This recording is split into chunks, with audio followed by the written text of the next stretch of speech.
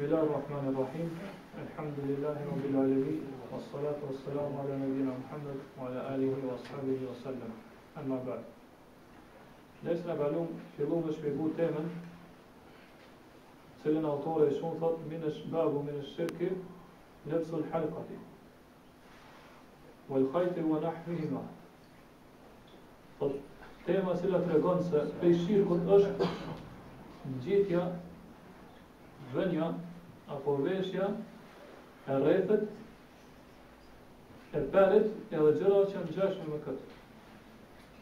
Po nëse bëhen li raf'i al-bala au daf'ihi, nëse kjo ngjitet me qëllim që me ta larguni të keqen në sprov, në fatkeqësisë ka godit, apo me pengu që ajo fatkeqësia e keqe me të godit. Kjo është prej shirkut. E thamë që prej shirkut qëllimin e ka që është edhe prej lloje e shirkut, po kjo është shirk i vogël në esencë, në origjinë, po që është edhe pjesë e shirkut. Po çdo gjë që vnohet, që ngjitet edhe vishet trupin tonë me këtë qëllim, pa që me larguni të keqe, apo me penguar të keqe, mos me të goditi, pavarësisht a është pe, apo është rreth, apo që veprojnë disa që vnojnë dhamin e ujkut, apo syrin e kaltët për fëmijë, apo disa pjesë të kafshëve, të shpezve, kështu me radhë, që në kullat e gjarpneve, apo disa marrin edhe krahën e lakuriqit e kështu me radhë. Nëse bëhen me këtë qëllim, atër kjo është prej shirkut. Kjo është prej shirkut. Pastaj e sqarojmë që qëllimi është se nuk lejohet me marrë shkaqe të cilat nuk janë të pohume, ose shariatikisht përmes fesë të Allah subhanahu taala, ose përmes kaderit, pa që Allah subhanahu taala ka caktuar se ato shkaqe me pas dobi. Nëse njëra prej këtyre nuk ekziston, atëherë ai shkak është i kotë, edhe nuk lejohet të merret që do thotë të merret ai shkak që ti me pas dobi prej tij. Pastaj thamë që këto shkaqe nëse mirë, po që nuk janë të lishme, po shkaqe që janë të jashtë lishme, nuk janë për fesë të Allah subhanahu taala, as për kaderit të Allah subhanahu taala. Mundë me kanë shirk i vogël, në origjinë është shirk i vogël nëse bën për këtë qëllim. Mirë, mundë me kalu edhe në shirk të madh. Pra nëse njeriu beson që vetë ato shkaqe, pra vetë vetiu ndikojnë edhe kanë efekt në largimin e të keqes, apo në pengimin e të keqes. A nëse i marrë vetëm si shkaqe, kurse din që Allah është ai që e sjell dëmin edhe dobin, ata janë prej shirkut të vogël. Janë prej shirkut të vogël. Pastaj autori fillon me sjell argumente rreth kësaj. Spore sjell një ajet për surën Zumar. Që është ajeti numër 38, ku Allah subhanahu wa taala thot: "Qul afara'aytum ma tad'una min dunillah in aradani Allahu bi dhurrin hal hunna kashifatu dhurri." Po kjo është një prej ajeteve të surës Zumar. Surja Zumar është një surë shumë madhështore. E gjithë surja Zumar është sura e cila në cilën Allah subhanahu wa taala vërteton edhe pohon, pra vendos tauhidin. Edhe gjithashtu e azhëson ose tregon kotësinë e llojeve ndryshme të shirkut. Pra prej fillimit deri në fund surës, Allah subhanahu wa taala vazhdimisht merret edhe shëron atë çështjen e akidës. Po çka është tauhid, çka është shirk, cilat janë llojet të shirkut, cilat mushrikët të asaj kohe, po edhe deri në ditën e gjykimit vazhdimisht i praktikojnë ato. Allah subhanahu taala në këtë sure tregon, azhëson dhe tregon për kotësinë e këtyre llojeve të shirkut. Për këtyre ajete është edhe ky ajet, ku Allah subhanahu taala thot: "Thuaj." Pra thuaj te Muhammed atyre mushrikëve. Po kjo është me këto fjalë Allah subhanahu taala i dërgohet pejgamberit sallallahu alaihi wasallam. "Afara'aytum ma tad'una min dunillah." A keni pa ata cilët ju pe adhuroni në vend të Allahut? Pa idhujt e ndryshëm, gurt, ndrojt, varret, evlijat, njerëz të devotshëm e kështu me radhë.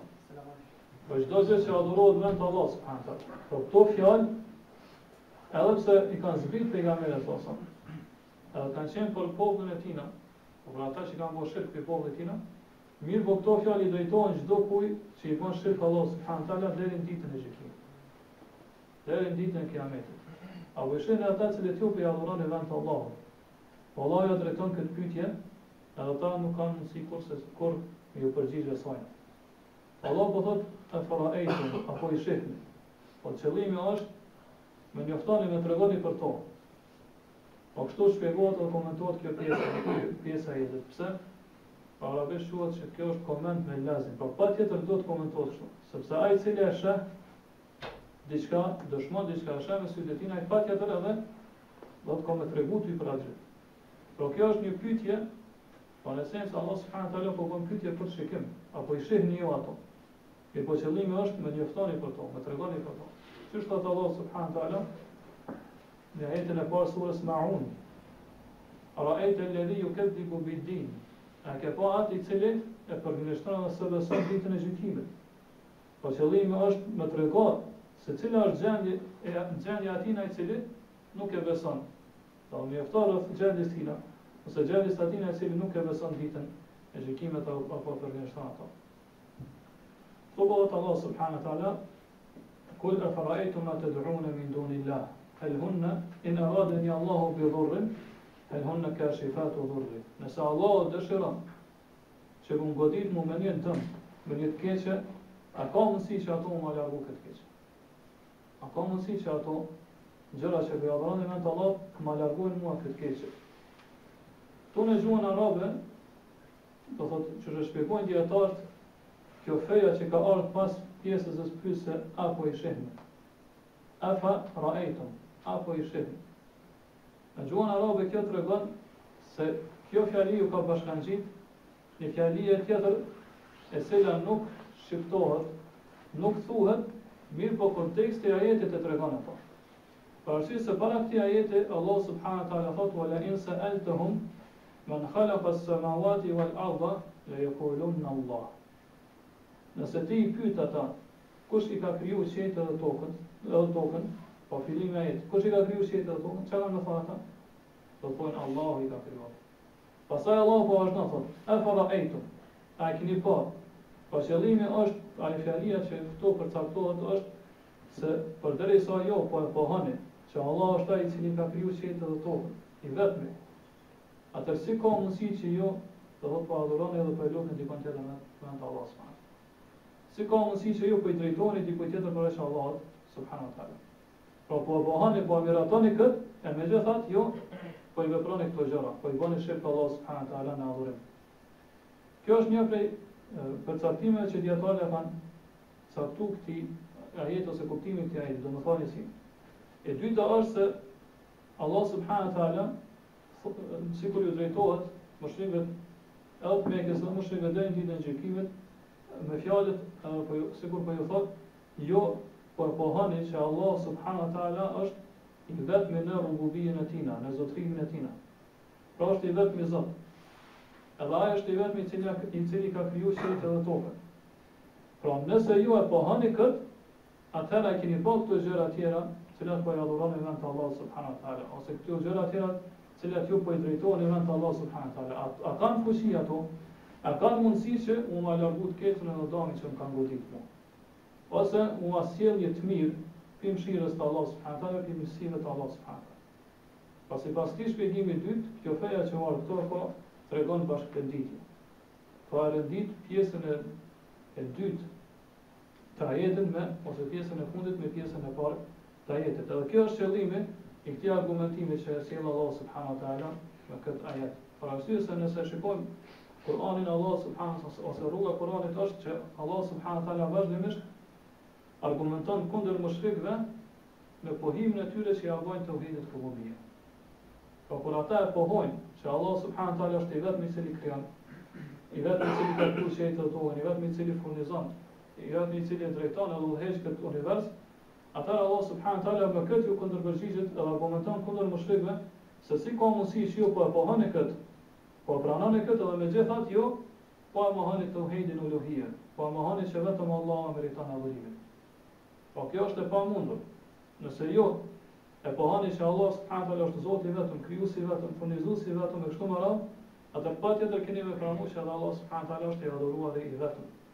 I vetmi është ai i cili meriton adhurimin. Po me këtë argumentim Allah subhanahu wa taala po e vlerëson edhe po tregon kotësinë e shirkut që ata veprojnë. Allah subhanahu wa taala thot: "Kul ara'aytum ma tad'una min dunillah, ata cilët ju po i lutni në vend të Allahut. Çka është qëllimi po i lutni në vend të Allahut? Kemi thënë që lutja në Islam është dy lloje. Është dua ul ibada, lutja e adhurimit. Edhe dua ul mas'ala, lutja e kërkesës. Po kjo ajet i përfshin këto dy gjëra.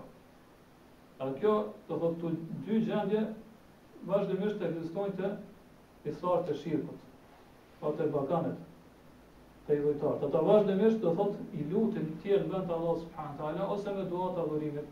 Pra therrin për ta, kryen lloje ndryshme të adhurimit, therrin për ta, zotohen në emrin e tyre, bojnë ruku, bojnë sejdë për ta e kështu me radhë. Mirë po vazhdimisht edhe i lutin ata direkt me lutje të kërkesës në vend të Allahut subhanahu wa taala, që më ia largut këshillat, po i luten me lutje kërkesës që më ia largut këshillat apo më u sjell për të mirave të Allah subhanahu wa taala. A kjo shprehje i përfshin këto dy lutje. Pra po ishin ata që ju po i lutni edhe po i adhuroni në të Allah subhanahu wa taala. Pastaj këtu ka ardhur ajo pjesa sa më ara'aytum ma tad'un, apo shihni ose atë që po ju po i lutni dhe po i adhuroni. Kjo në gjuhën arabe e ka është për emër lidhur. Edhe që përderisa u ardh, do thotë përderisa u ardh në pashumën, atëherë tregon përgjithësim. Pra apo i shihni ata cilët ju po i lutni. Edhe kjo i përfshin pra gjithë ata, përderisa është gjithë përfshise, i përfshin çdo gjë që adhurohet në vend të Allah subhanahu taala. Çdo gjë që lutet në vend të Allah subhanahu taala i përfshin kjo pjesë e zonë. Apo shihni atë cilin ju po adhuroni, ose ata cilët ju po i adhuroni. Po kjo pjesë tregon se çdo gjë që lutet të adhurohet në vend të Allah subhanahu taala hyn në këtë ajet. Kështu Allah subhanahu taala po sqaron edhe po tregon se mushrikët e Mekës edhe mushrikët në përgjithësi kanë pas të adhuruar ndryshëm në vend të Allah subhanahu taala. Por nuk është e vërtetë që ata kanë adhuruar vetëm idhuj, apo kanë adhuruar vetëm gurë, drojnë e kështu me radhë. Mirë po të adhuruarit e tyre, personat ose gjërat që ju kanë drejtu, ata me adhurim kanë qenë shumë ose kanë qenë shumë llojta. Po nëse shikojmë në Kur'an, e gjejmë se personat ose gjërat që këta ju kanë drejtu me adhurim janë disa lloje. Të partë janë pejgamberët e Allah subhanahu taala, të dërguarit e tina dhe njerëz të devotshëm. Allah subhanahu taala fund surës Maide, ajetin 116, wa idh qala Allahu ya Isa ibn Maryam. Edhe për kujto kur Allah subhanahu taala do t'i thot Isës ditën e gjykimit, o Isa, biri i Maryamës, a anta qulta lin-nasi ittakhidhuni wa ummi ilahayn min dunillah? A ti u the njerëzve, më merrni mua edhe nënën time si dy të adhuruar në të Allahut. Po kjo po tregon se njerëz mushrik kanë adhuruar edhe pejgamberët e Allah subhanahu taala. Kanë adhuruar njerëz devotshëm që ka qenë nana e Maryamës, nana e Isës, Maryamja. Allah qoftë i kënaqur prej saj, e kështu me radhë. Po kjo tregon se për llojeve ose për kategorive të njerëzve që ata i kanë marrë si të adhuruar në të Allah subhanahu taala, ose për kategorive të adhuruar në për lloje të adhuruar kanë qenë edhe pejgamberët e Allahut, të dërguarit e Allahut edhe njerëz të devotshëm. Lloji i dytë janë melashet e Allah subhanahu taala. Po Allah subhanahu taala në fund surës Saba, që është ajeti 40 dhe 41 thotë: "Wa yawma yahshuruhum jami'an thumma yaqulu lil malaika." Në ditë Allah subhanahu taala do t'i mbledh gjithë, do t'i tuboj gjithë. E pastaj do t'ju thot melasheve: "E haula'i iyyakum kanu ya'budun." Këta mushrikët i thot, juve ju kanë adhuru vend të Allah subhanahu taala. A është vërtet që këta juve ju kanë adhuru? Qalu subhanaka anta waliyuna min dunihim. E po melashët kanë thonë, i pat me ta jeti, o Allah. I darësuar jeti nga ajo që ata të nveshin ty. Thot, anta waliyuna min dunihim. Ti je mbrojtësi ynë, jo ata. Po vetëm ty te meriton adhurim. Bel kanu ya'budun al-jinna. Mirë po thot, ata përkundër nuk na kanë adhuru njëve, po i kanë adhuru gjinët. Po ata kanë mendu që po e adhurojnë me lashet Allah subhanahu taala, mirë po në fakt i kanë adhuru gjinët. aktharuhum bihim mu'minun. Shumica tyre besojnë gjin. Po shumica njerëzve i adhurojnë dhe i besojnë gjin. Po për kësaj po kuptojnë që njerëz kanë adhuruar edhe tjerë vend Allah subhanahu wa taala çush janë me laçet. Sipas pretendimit tyre, mirë, po në esencë ata kanë adhuruar edhe shejtanat, i kanë adhuruar edhe gjin. Një lloj tjetër i mushrikëve ju kanë drejtuar me adhurime yjeve ndryshme, planeteve ndryshme kështu më radh. Po ka vetyre që kanë adhuruar diellin, halën, edhe yje tjera apo planete tjera të këtij po sistemit diellor. Për tyre ka që kanë drejtuar me adhurim ngurve ndryshëm, ndrojve ndryshme kështu më radh. E prej tyre ka që kanë adhuru figura, kanë adhuru idhull, pa kanë adhuru puta, statuja. E këtë këta i përfshin kjo fjallë Allah subhanahu wa taala, kur thot, e fara'ejtu ma tad'una min dunillah. A keni po atë, ose ata që po adhuroni në vend të Allah subhanahu wa taala. Po çdo gjë që adhuroni në vend të Allah subhanahu wa taala, ose çdo gjë që i drejtoni me një lloj të adhurimit në vend të Allah subhanahu wa taala, atëherë hyn në këtë ajet Allah subhanahu wa taala që ju po adhuroni tjerë vend të Allah subhanahu wa taala. Po kështu, kjo ajet na sjell këtë dobi kaq madhore, edhe do thotë kështu e njohim se si duhet të argumentohen me këtë ajet. Po kjo pjesë e zama është për emër diellor që thotë i cili, apo sheni atë cili një po adhuroni. Pra këtu përfshihet çdo gjë që adhurohet vend të Allahut subhanahu wa taala. Allahu po thotë in aradani Allahu bi dhurrin. Do tregoni ata që ju po adhuroni vend të Allahut subhanahu wa taala. Nëse Allah dëshiron që mua të më godas me një dëm, pa më ndonjë smundje, varfëri, strop, fatkeqësi, vështirësi, vdekje, apo dëshiron Allah subhanahu wa taala që më humb ndonjë pasuri, apo ndonjë tafër e kështu me radhë, do thotë pe gjërave që njeriu në godasin në veten e tij, familjen e tij dhe pasurinë e tij. Po të këqija dëmet që e godasin në këto tre gjëra. Nëse Allah subhanahu wa taala dëshiron që të më godas me një të keqe të kësaj natyre. Hal hunna kashifatu dhurri. Ato që ju pa adhuroni vetë Allah, kanë mundësi që mu ma largu këtë keqe. Po kjo shpreha këtu që është kashifat, i përfshin dyja. Po nëse kërkojmë bukalisht e vjen që me hjek në të keqe. Pra kjo në gjuhën arabe i përfshin edhe me largu në të keqe pasi që ndodh ajo, mirë po edhe me pengu në të keqe para se me ndodh ajo. Pra kanë mundësi këto gjëra që ju pa adhuroni vetë Allah subhanahu wa taala, ma largunit keqe, apo me pengu atë keqe nëse Allah ka bërë saktu që mu më godit ajo keqe.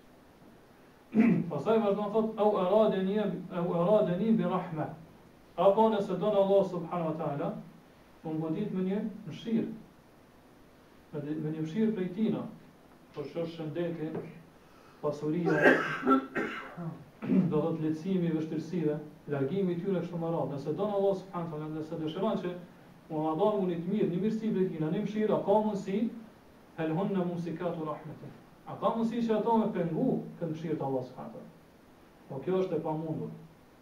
Kjo njëjtë është që kena marrë ajetin më herët, do në temat e mëshme, ku Allah subhanahu wa taala thot, qul ud'u alladhina za'amtum min dunihi, fala yamlikuna kashfa dhurri ankum wala tahwila. Ti thuaj atyre, le të lutin ata cilët po i pretendoni si Zot në vend të Allah subhanahu wa taala, si të adhuruar në vend të Allah subhanahu wa taala.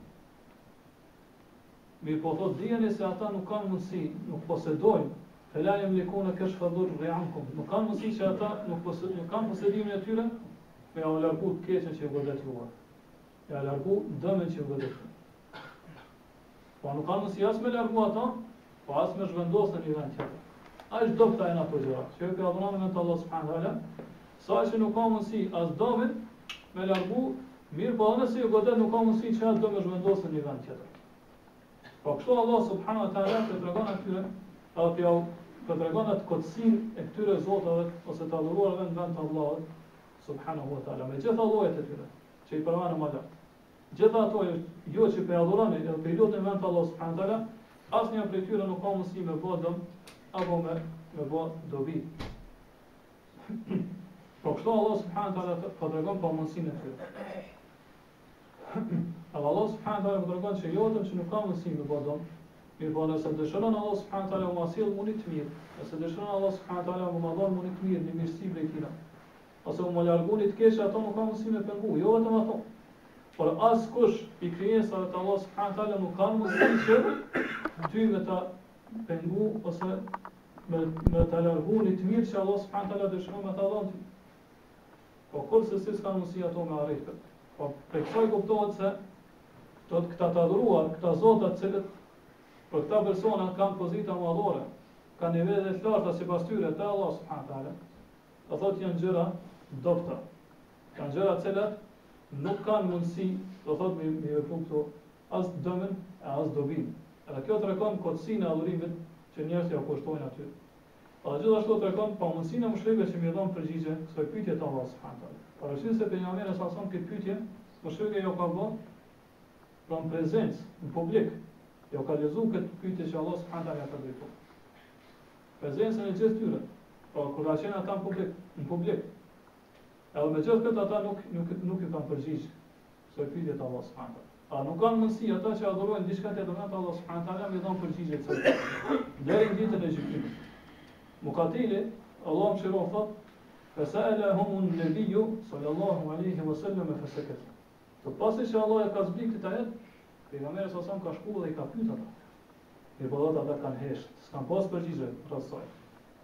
Ai li annahum la ya'taqiduna dhalika fiha. Për arsye se ata nuk e kanë besu, nuk kanë pas etikad besim që të zota që adhurojnë me Allah subhanahu wa taala, ose gjëra që adhurojnë me Allah subhanahu wa taala, kanë mundësi me bëj diçka të tillë.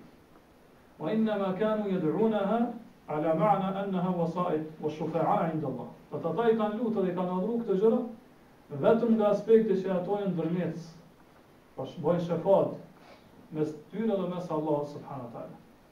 La li annahum yakshifuna ad-durra wa yujibuna du'a al-mudtar.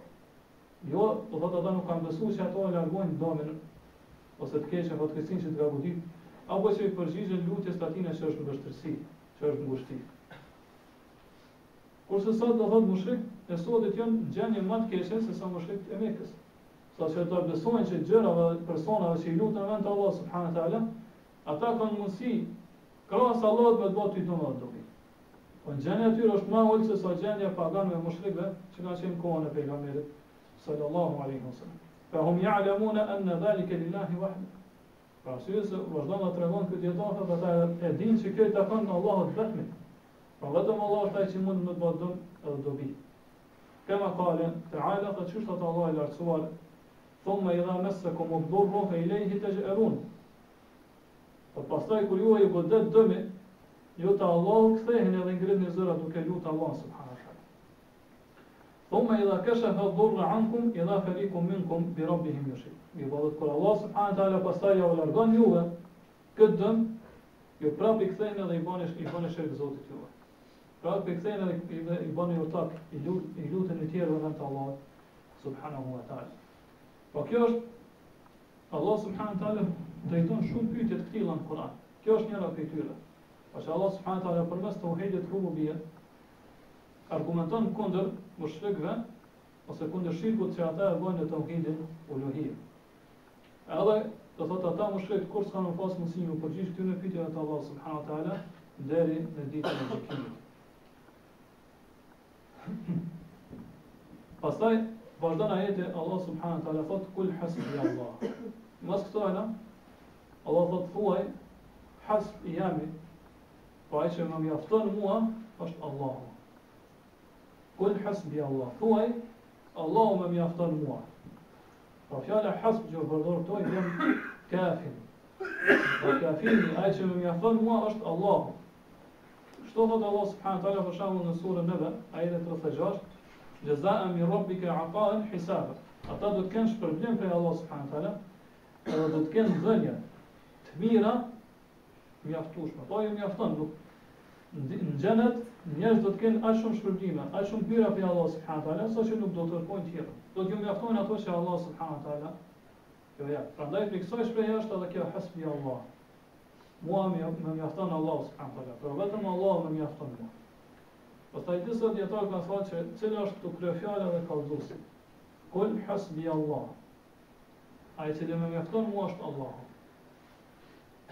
Disa kanë thënë kjo hasbia, ai që më mjafton mua është kryefjala, kurse Allah është kallëzuesi. Kurse disa tjerë kanë thënë të kundërtën. Dhe po më saktë është e para. Për dy arsye, për dy aspekte. E para është se në sens gjuhën arabe nuk vendoset kallëzuesi para kryefjalës. Po rendita e dytë mund të jetë kryefjala pastaj kallëzuesi. Kjo është parim. Mirë po disa raste mundet me kanë kundër. Edhe aspekti i dytë është se nëse themi që hasbi Allah, kjo është kryefjala e para, kurse e dyta kallëzuesi, atë to po tregojnë se ai që na mjafton i vetëm është vetëm Allah. Po kjo është sikur më thonë që ai që mjafton mua është Allah dhe askush tjetër përveç tij. Po gjithë këtë mjaftueshmëri t'ia lën në dorë vetëm Allah subhanahu wa taala. Po vetëm Allah është ai që të mjafton ty dhe askush tjetër përveç tij. Sikur të kishin e kundërta me thonë Allahu hasbi, Allah është ai që më mjafton mua, atë kjo nuk tregon për këtë kufizim. Po nuk tregon se vetëm Allah të mjafton ty. Mirë po kur thu hasbi Allah, ai që më mjafton mua është Allahu, pra ai që më mjafton mua është vetëm Allahu, atë kjo mjaftueshmëri e kufizon vetëm te Allahu.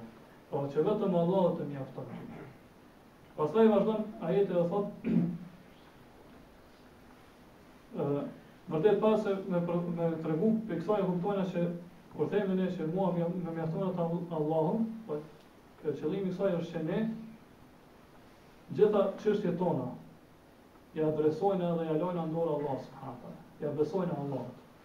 Po çdo çështje tonë, çdo gjë që ty ka të bëjë me ty, ti duhet më besu vetëm Allahut subhanahu wa taala. Po zemra jote duhet të jetë e lidhur vetëm për Allah subhanahu wa taala, edhe për asnjë tjetër përveç Allah. Po Allah subhanahu wa taala pasi që po e tregon kotësinë e shirkut, më njëherë po e sjell edhe po e miraton pohën edhe po e vërteton tauhidin. Po më herë pas asaj, kur po tregon se ata nuk kanë mundësi të bëjnë ty dëm as dobi, po gjëra që adhurohen atë Allah subhanahu wa taala, Allah më herë po sjell tauhidin. Thuaj, kul hasbi Allah, mua më mjafton vetëm Allahu. Pra askush tjetër nuk ka mundësi mu bë dëm, mu dëmtu, përveç Allah subhanahu wa taala. Dhe askush tjetër nuk ka mundësi mu bë dobi përveç Allah subhanahu wa taala. Për këtë arsye Hudi alayhis salam i thot popullit tina, kul inni ushhidullaha, thuaj, unë e marr për dëshmitar Allahun.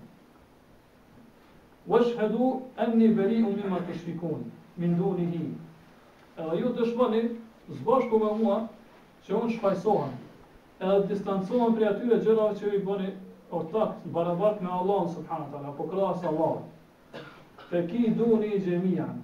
Prandaj thot, bëni ju gjithë bashk, të bënu bashk, edhe ju, edhe zotët e ju që i adhuroni vend të Allah subhanahu. Gjithë ju bënu bashk, të bënu, edhe mundoheni mua bëna i kurth mua, në i dredhi, ose në i dëmë, thumë me la të ndhirun, edhe më split një fare. Me njëherë tani, filloni mu të bu dhe mundoheni mua bëna i dëmë. Pa nuk ka mundësi, nëse Allah subhanahu taala nuk dëshiron që mu godit në e kesh në i dëmë, atë nëse ju gjithë bëni bashk, nuk ka mundësi ju mundën të mua. Prandaj kështu edhe ka mësu pejgamberi sallallahu alaihi wasallam Ibn Abbasin. Po. Pas më kalon këtë hadith, Allah subhanahu taala pastia jetë pasi që mëson kështu Hudin më thot inni tawakkaltu ala Allahi rabbi wa rabbikum. Po thuaj atyre që unë jam mbështet vetëm në Allahun, i cili është Zoti im edhe Zoti juaj. Ma min dabbatin illa huwa akhidun bi nasiyatiha. Nuk ka asnjë gjallës, veçse që është në dorën e Allahut. Po nasi janë gjuhën arabe, është për qëllim kjo pjesa e përparme e kokës. Po kjo pjesa e përparme e kokës, po thotë çdo gjallës është e ka në dorën e Allahut subhanahu wa taala. Por qëllimi është që çështja e saj është në dorën e Allahut subhanahu wa taala. Nuk ka mundësi ai unik Allahu subhanahu wa taala. Çdo gjallës është në dorën e Allahut. Po përderisa është kështu, ata nuk ka mundësi me të bëjë dëm ty, nëse nuk dëshiron Allahu subhanahu wa taala. E gjithë çështja, ose gjitha çështja e çdo gjallëse, çdo krijesë është në dorën e Allahut subhanahu wa taala. Inna rabbi ala siratin mustaqim, po vërtet Zoti im është në rrugën e drejtë. Zoti im, po thirr edhe është në rrugën e drejtë. Pastaj Allah subhanahu wa taala vazhdon dhe thotë: "Alayhi yatawakkalu al-mutawakkilun." Alayhi yatawakkalu al-mutawakkilun. Thuaj, mua mjafton vetëm Allahu, edhe tek Allahu mbështeten ata që dëshirojnë mbështetjen. Edhe këtu, po nëse e shohim do thonë se analizojmë, do meditojmë rreth këtij ajeti, shohim se Allah subhanahu wa taala këtu ka sjell këto alehi, e ka sjell para mbështetjes. Po tek ai mbështeten, po ata Allahu mbështeten ata që mbështeten. Po në këtë rast esenca e fjalisë shkon yatawakkalul mutawakkilun alayhi. Ata që mbështeten te Allahu. Mirë, po Allah subhanahu wa taala këtë kauzusin po aksiel pranë fillim. Po aksiel fillim. Po më tregu edhe këtu kufizim. Pra vetëm te Allahu do të mbështetet njeriu. Vetëm te Allahu do të mbështetet ai i cili dëshiron mbështetjet. Alayhi yatawakkalul mutawakkilun. Po origjina e fjalës do të jetë yatawakkalul mutawakkilun alayhi. Mirë, po kjo alayhi Allah subhanahu wa taala po aksiel fillim. Me tregu që vetëm te Allahu do të mbështeten ata që dëshirojnë mbështetjen. Po ta s'ushtetën përveç Allah subhanahu. Kjo është mbështetja e vërtetë. Pa ai që don në realitet me mbështetje, me tregu mbështetje, do kjo mbështetje të jetë vetëm për Allahun subhanahu wa taala. Po mbështetja në realitet është ai që mbështetet vetëm Allah subhanahu. Dhe pa ata që mbështeten gjëra të tjera përveç Allah subhanahu wa taala, që janë idhuj, evliat, njerëz të devotshëm, varret, pejt, rradh, syri kaltër të dhëmi ujkut e tjera, pa të koje kështu me radhë, ata nuk e mbështetin në realitet. Ata nuk e kanë arrit me realizu tamam siç duhet, pa mbështetjen e vërtetë. Për arsye se mbështetja e vërtetë i takon vetëm Allahut subhanahu wa taala. Pra vetëm te Allahu do të mbështetemi.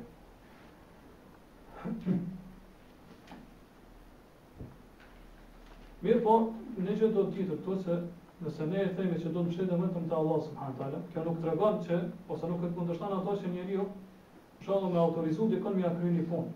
Edhe pastaj më mbështet në rezultatin që janë personit që te ke autorizu. Pra te i thu diku kryma një punë edhe pret që ajo ta kryej atë punë. Po do të më bëj dallim mes mbështetjes tek njeriu dhe mbështetjes te Allah subhanahu wa taala.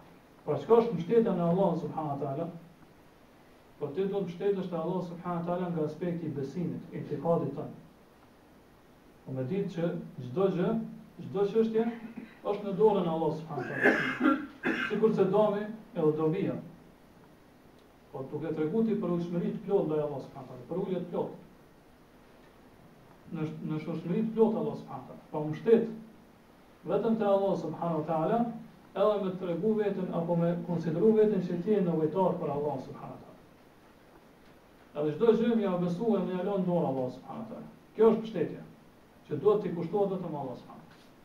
Kurse nëse ti autorizon ti konë ta kryeni një punë, edhe pastaj mbështetesh në atë person që ai konë ta kryer punë, kjo nuk hen në këtë mbështetje, për arsye se nuk është mbështetje e adhurimit, nuk është mbështetje e besimit. Po është mbështetje në çështjet e dunjas që është e lejuar. Pastaj pejgamberi sallallahu alajhi wasallam ka thënë Ibn Abbasit, që është paralelu më lart, ku e ka treguar se si duhet të jetë mbështetja, thotë wa'lam anna al-khalqa law istami'u ala an yanfa'uka bi shay'in la yanfa'uka illa bima katabahu Allah lak.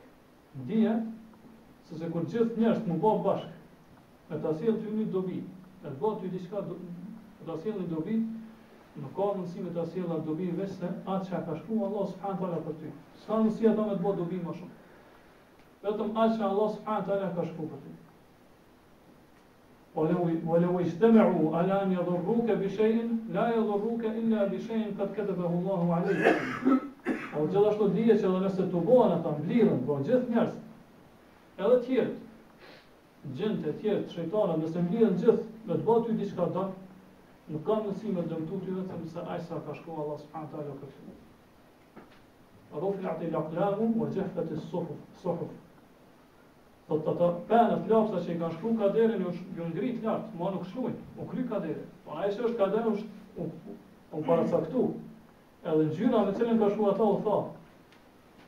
Po çdo gjë është në dorën e Allah subhanahu wa taala, Allah ka caktuar. Edhe nëse ke ndjenjë me të bëhet ty dom, nuk ka mundësi vetëm ai sa ka caktuar dhe ka shkruar Allah subhanahu wa taala për ty. Pastaj ne e dimë që çdo kush për njerëzve ose për shejtanave ose për gjinëve ose i krijesave ndryshme, gjarpreje, egërsia, kështu me radhë, do thotë për gjëra që janë dëshme, dhe për cilave rezultojnë të me, gjitha janë dorën Allah subhanahu wa taala. Nëse dëshiron Allah subhanahu wa taala, atëherë ato i bën që me dëmtu ty. Nëse dëshiron Allah subhanahu taala, ato i pengon që me dëmtu. Prandaj njeriu nuk duhet të friksohet as kujt tjetër përveç Allah subhanahu taala. Gjithashtu gjithë e mira është në dorën, gjithë hajri është në dorën e Allah subhanahu taala. Biyadika al-khayr. Dorën tonë është hajri, po vetëm dorën e Allahut është i gjithë hajri. Innaka ala kulli shay'in qadir. Vërtet ti Allah je i plot fuqishëm për çdo gjë. Pra dorën e Allahut është e gjithë e mira. Po askush nuk ka mundësi të më të dhënë një hajër të mirë, përveç se nëse Allah subhanahu taala dëshiron atë mirë. Dhe gjithashtu askush nuk ka mundësi me dëmtu ty, përveç se Allah subhanahu taala dëshiron me të goditur ai dëm. Po kjo gjë më shumë të mundë me qenë sebeb, shkak. Po që në Allah subhanahu taala atë mirë ose atë dëm e ka përçuar përmes sajna, tek ti. Po atë mirë ta ka sjell përmes këtij sebebi, përmes këtij shkaku. Mirë, po atë dëm do të ka sjell përmes tij. Po këto thjesht janë shkaqe me cilat Allah subhanahu taala vepron në vërtetimin dhe sundimin e tij. E po nuk ka dyshim do thotë që Allah subhanahu taala ka krijuar gjëra të cilat bëjnë dëm. Po kjo është askush nuk dyshon. Mirë, po këto gjëra ose këto shkaqe janë ushtripi ushtrive të Allah subhanahu taala. Cilat Allah subhanahu taala i shpëzon sipas dëshirës tij. Po çështë ta malat ma min dabetin illa huwa akhidhun bi nasiyatiha. Nuk ka asnjë gjallëz veç se do të çështja e saj është në dorën e Allah subhanahu taala. Nëse dëshiron Allah subhanahu taala që ti më dëmtu për mesana, ka me të bëjë nëse dëshiron Allah me penguar, s'ka mundësi me të bëjë dëm ti kur. Prandaj themi që këto gjëra janë prej ushtrisë të Allahut subhanahu taala, e ushtria e Allah subhanahu taala nuk ka kufi. Prandaj ti nuk duhet që zemrën tonë me lidh për asgjë tjetër, veçse për Allah subhanahu taala. Po mund mbështet naskën tjetër veçse në Allah subhanahu taala. Edhe gjitha çështjet tua t'ia adresosh Allah subhanahu taala. Mirë, po kjo nuk do thotë që ti mos më marr shkaqet, të cilat ty sjellin të mira, apo më marr ato shkaqet që ty ndrojnë pitkësia. Por ti duhet ato t'i lësosh vetëm si shkaqe, edhe si sebeb. Kurse mbështetja plot duhet të jetë në Allahun subhanahu wa taala. Nëse nuk ka bëj qartë kjo, atëherë disa dietar kanë pyet, kanë thënë që tema rreth cilës po flet autori është për gjërat që janë pishir ku vogël. Po thamë herë që në origjinë lidhja e pejve, vënia rradhve, hajmalive, e kështu me radhë për të mbrojtje të këqijave, apo me pengut këqijat mos me të goditur, në origjinë janë prej shirku të vogël. I po autori këtu po sjell një ajet i cili ka të bëjë me shirkun e madh. Atë qysh në ndërlidh këto? Ajeti ka të bëjë qysh e sjellën deri tash, me gjëra që adhurohen vend Allah subhanahu taala që janë pishit. Disa dietarë do thonë se i përgjigjen me dy mënyra. E para është se ajetet të cilat kanë ardhur për shirkun e madh, nga një aspekt tregojnë ose domethënia atyre është se duhet e gjithë lidhja jonë të jetë vetëm për Allah subhanahu taala. Edhe tregojnë kotësinë e lidhjes ose mbështetjes në diçka tjetër përveç Allah subhanahu taala. E kjo domethënia gjithashtu është e realizueshme edhe te shirku i vogël. Për arsye se ata të cilët e veprojnë shirkun e vogël kanë një lloj mbështetje dhe një lloj lidhje me këto gjëra, të cilat do thotë i lidhin ose i vlojnë trupin e tyre kështu më radh. Prandaj shumë prej dietarëve të selefit, to ajete të cilat kanë ardhur për shirkun e madh, i zbresin apo me këto ajete i komentojnë edhe gjërat që kanë bënë me shirkun e vogël. Për arsye se sikur shirku i madh, ashtu edhe shirku i vogël e ka një domethënie përmbledhëse. Ajo është që do thotë zemra, sikur të shirku i vogël, sikur të shirku i madh, lidhet për dikon tjetër përveç Allah subhanahu taala. Prandaj nëse ti arrin që njeriu t'ia tregu kotësinë e shirkut të madh, apo lidhjes për gjërat që kanë bënë me shirkun e madh, për lidhjen e zemrës për gjërat që kanë bënë me shirkun e madh, atë shumë më lehtë kemë pas që m'ia tregu kotësinë e lidhjes zemrës për gjërat që kanë bënë me shirkun e vogël. Për këtë arsye autori e sjell këtë ajet, kurse tema që tham në fillim ka të bëjë me shirkun e vogël. Përgjigjja e dytë që dietarët janë dhënë kësaj është se kjo ajet është e vërtetë që ka ardhur për shirkun e madh. Mirë po, domethënia e këtij ajeti vërtetë rreth asaj nëse do thotë Allah subhanahu taala përmes këtij ajeti ka qëllimi e Allah subhanahu taala me këtë ajet është që me vendos me themelu në zemrën e besimtarit tauhidin, Pra që vetëm Allah subhanahu wa taala është ai që do të lutet, vetëm Allah subhanahu wa taala është ai që do të adhurohet. Edhe askush tjetër përveç Allah subhanahu wa taala nuk ka çështjen tonë në dorë. Pra askush nuk ka mundësi me ta largu të një keq apo një fatkeqësi, një bela që ka godit. Pra askush nuk ka mundësi me të pengu një mëshirë, një mirësi prej Allah subhanahu wa taala, që Allah dëshiron me ta dhënë ty. Prandaj nëse do thotë kjo është pikë kuptimeve, ose do të thonë që përfitohet për këtij ajeti, atëherë kur njeriu e lidh zemrën e tij me një gjë e cila edhe beson se ajo i bën dëm edhe dobi, që është rasti të shirku i vogël, apo të lidha hejmanive e këtyre pejve kështu me radhë, atëherë do thotë për këtë arsye Allah subhanahu wa taala ka ndaluar shirkun përgjithësi. Po që zemra ose zemra e mushlikut po lidhet për këto hajmania, për këto rast, për këto peje kështu me radhë. Pse do thot ai e ka lidh këtë peje, ose pse e ka lidh këtë hallkën, këtë rrethin, ose pse e ka lidh do thot në sy të kaltërt apo një dhëm të ujkut e kështu me radhë, për arsye se ai beson që këto gjëra kanë efekt, kanë ndikim. Po nga aspekti që ato largojnë të keqen i bela edhe ose e pengojnë ato që mos me të goditur. Po ata besojnë kështu, që ato e sjellin të mirën dhe largojnë të keqen, apo do thotë e pengojnë të keqen të goditur. Pse do thotë këto gjëra janë tulta, po janë gjëra të vështira. Do të një pemë, çu shko mundsi një pemë ta largu ti në të keqen. Po është gjë shumë e ulët. Është gjë shumë e vështirë, do thotë mendja logjika shëndosh nuk e pranon këto. Po nëse kjo gjë mohohet prej këtyre gjërave të thjeshta, po këtyre gjërave që janë tulta, atëherë do thotë kjo më pasor është që të mohohet edhe të gjërat që janë më të mëdha, që është për shembull lidhja për pejgamberin Allah subhanahu wa taala, për të dërguarit e tina, apo për njerëz të devotshëm për me lashë të kështu me radhë. Për arsye se ata besojnë se këto gjëra që adhurojnë te Allah subhanahu wa taala, këto kanë pozitë të lartë, pozitë deri te Allahu subhanahu wa taala. Pra që thamë më nëse këto gjëra do thotë për këtyre mohohet dome dhe dobia, atëherë patjetër që njeriu ka më bëj qartë, ka më shpjegu, ka më sqaruar mënyrën më të mirë, që vërtet edhe këto gjëra që janë tulta, po shkruan peri, që është rrethi e hajmania, ashtu më radh nuk ka mundësi me ta sjellë ti domën, apo me ta penguni dobi që Allah subhanahu wa taala dëshiron me të goditur. Për këtë arsye këtu e shohim se si ka shumë atë bretësinë edhe forcën e nxjerrjes dispozitave edhe kuptimeve domethënie thella të ajeteve që ka ekzistuar te autori. Po padyshim ajeti ka të bëjë dhe ka ardhur në shirkun e madh. Po tregon për ato idhujt e gjëra tjera që adhurohen vetë Allah subhanahu wa taala. Mirë, pa analogjia me shirkun e vogël është shumë e qartë. Për arsye se këta idhuj edhe këto gjëra që adhurohen vetë Allah subhanahu wa taala, pra nuk janë shkaqe që bëjnë dobi, që ta sjellin aty në dom apo ta largojnë të keq. Prandaj edhe mbi këtë bëhet analizë për këto gjëra të emta, apo këto gjëra të ulta, këto gjëra të thjeshta, që është peri kështu më radh. Po as këto nuk kanë mundësi ty me ta largu, nuk janë shkaqe që ty ta sillin në dom apo ta largojnë në të keq apo pengojnë të mirë. Nuk janë këtyre gjëra, nuk janë këtyre shkaqe, për arsye se nuk ka argument shariatik Allah për përvojës, do nuk mundet mu vërtetu që këto kanë sjellë në dobi apo kanë largu në të keqe të njerëzve. Prandaj nëse dikush i merr këto gjëra si shkaqe, atëherë ka bërë shirk, çuaj me sharun desë në kalumë, i ka bërë shirk Allah subhanahu wa taala, ose shirk vogël, ose shirk të madh.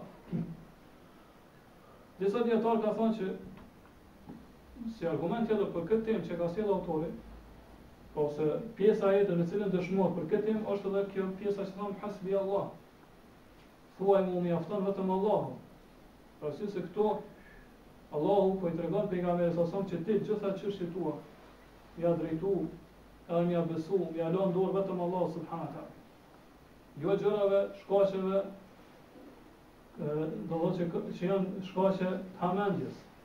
E po çdo çështje tonë, po mja drejtu vetëm Allah subhanahu wa taala, mja lënë dorë vetëm Allah subhanahu wa taala, edhe mi marr shkaqe që janë shkaqe reale, që janë shkaqe të vërteta. Po shkaqe të cilat Allah subhanahu wa taala i ka pohuar në Kur'an apo në Sunet, apo përvoja njeriu, njerëzve ka vërtetuar që ato mundën me bë dobi. Po që Allah subhanahu wa taala ka parashatuar që ato me pas dom apo me bë dobi. Këtyre shkaqeve ti duhet ose mi rujt ose mi marr. Po përmes kësaj pjese të ajetit argumentojna edhe do thot për temën cilën e ka sjellë autori, që lidhja e pejve apo e rradhave kështu më radh është prishit për duhet. Për arsye se këtu janë shkaqe që nuk ka treguar për to as feja Allah subhanahu wa taala, mirë po as përvoja praktike e njerëzve. Po vetëm Allah subhanahu wa taala duhet t'i besojnë gjitha çështjet. Edhe vetëm te Allah subhanahu wa taala do të mbështetemi.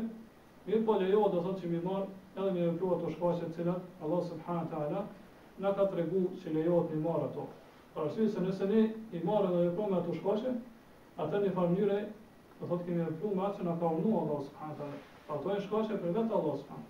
Allah i ka krijuar që ato më na bë dobi. Apo të shkaqe tjera që Allah subhanahu wa taala ka krijuar që ato më na bë dëm, më rujt për tyre. Prandaj nëse ne i veprojmë këto shkaqe do të thotë që ne në realitet jemi mbështetur në Allah subhanahu wa taala dhe do thotë nuk kemi marrë shkaqe të cilat janë jashtë ose nuk janë të lishme, nuk i ka lejuar Allah subhanahu wa taala. Mirë, në për fund po e sjellëm një hadith me cilin kanë argumentuar disa prej atyre që marrin shkaqe jo të lehtëshme por më rujt për syshit apo për gjërave të kësaj natyre. Është një hadith që transmeton Abu Davudi në Sunen, në vërtet në librin e tij Marasil, prej Ali ibn Husajnit, edhe thotë se ky hadith është marfu, domethënë është fjalë e pejgamberit sallallahu alajhi wasallam. Në ky hadith thotë Ufrufu fa inna al-hartha mubarak. Pejgamberi sallallahu ka thënë lëvroni tokën, sepse vërtet lërimi i tokës është i bereqetshëm.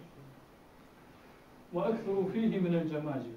Edhe vendosni sa më shumë në tokë, e ka përdorur një shprehje këtu në hadith, është përdorur xhamajin. Nëse e përkthejmë bukalisht kjo shprehje vjen me vendos kafka. Në vendin ku ti mbjell dhe lëron tokën. Atëherë ku do përgjigjemi me kësaj?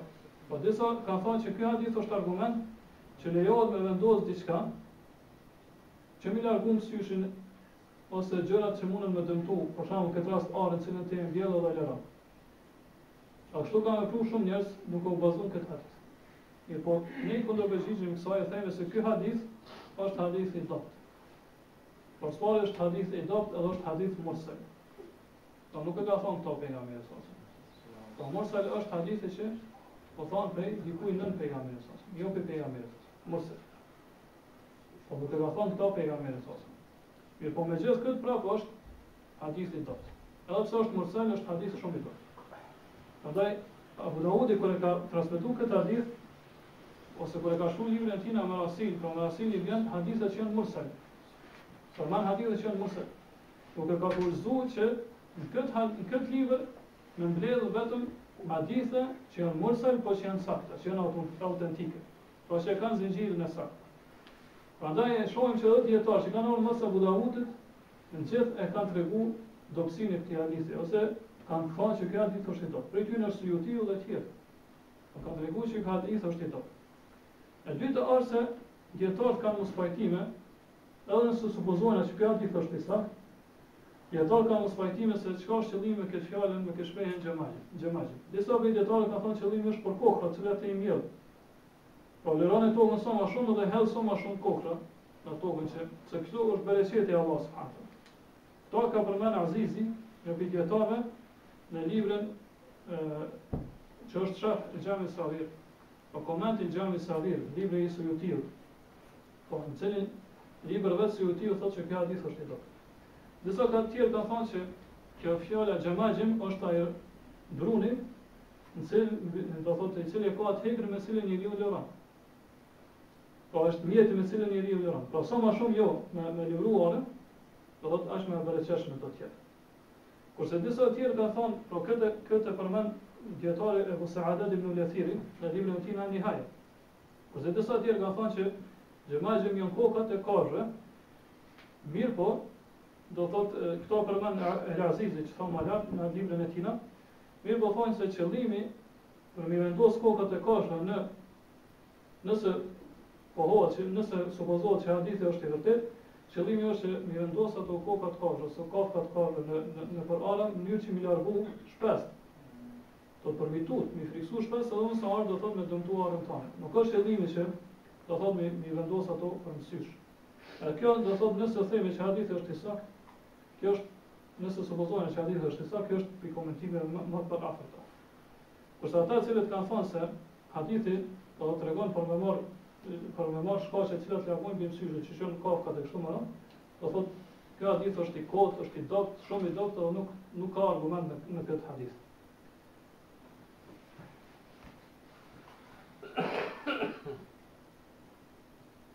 Pastaj ne themi që vetë pejgamberi sallallahu alaihi wasallam e ka ndaluar që njeriu me marrë kësi shkaqe, mënyrë që me largu tjetër në sysh. Po mos më rrom sysh kafshës apo arës e kështu me radhë. Sysh kena me marrë inshallah derisa tashme kur pejgamberi sallallahu ka urdhëruar që mi kput ato pejt, që do t'i kanë lidh kafshëve në përvesh apo në përqafë kështu me radhë, cilat do thotë i kanë vepruar mos më marrë sysh aty. Çish ka mundësi do thotë që pejgamberi sallallahu me ka urdhëruar këto, e pastaj do thotë me leju që njeriu me vendos kocka apo kafka të kafshëve në për arë, që mos më rrom sysh arës e kështu me radhë. Ata vetë pejgamberi sallallahu në hadithet sakta ka thënë, men ta'allaka shay'an wukila ilayh. Ai se le lidh një gjë, po mbështetet në atë gjë, e lidh atë gjë që më rujt për sysh apo për të këqija, Allah e lën dorën asaj gjë. Po e lën kujdesin asaj gjë. Pra ka ndaluar pejgamberi sallallahu alaihi wasallam. Gjithashtu ka thënë men ta'allaka wada'atan fala wada'a Allahu lahu. Ai se le lidh në rruz. Kështu më radh Allah subhanahu wa taala kur s'kam ja mësu që me pas dobi për asaj rruze kështu më radh. Pa njerëzit kanë vendosur të rruza këto gjëra që mi largu sysh. Edhe me gjithë këtë pejgamberi sallallahu ka ndaluar. Po ka treguar që kjo është pej adetave, pej zakoneve të idhujtarëve, edhe nuk lejohet muslimanëve me vepru kështu. Edhe treta është se ky hadith i kundërshton fenë islame, me cilën Allah subhanahu wa taala ka dërguar pejgamber. Allah subhanahu wa taala i ka dërguar pejgamberët e tina, të dërguarit e tina dhe ka zbrit libra e tij në mënyrë që me u tregu njerëzve që vetëm Allahu subhanahu wa taala është ai i cili duhet të adhurohet. Edhe nuk lejohet që mi bësh shirk Allah subhanahu wa taala në adhurim. Pra as në adhurim as në besim.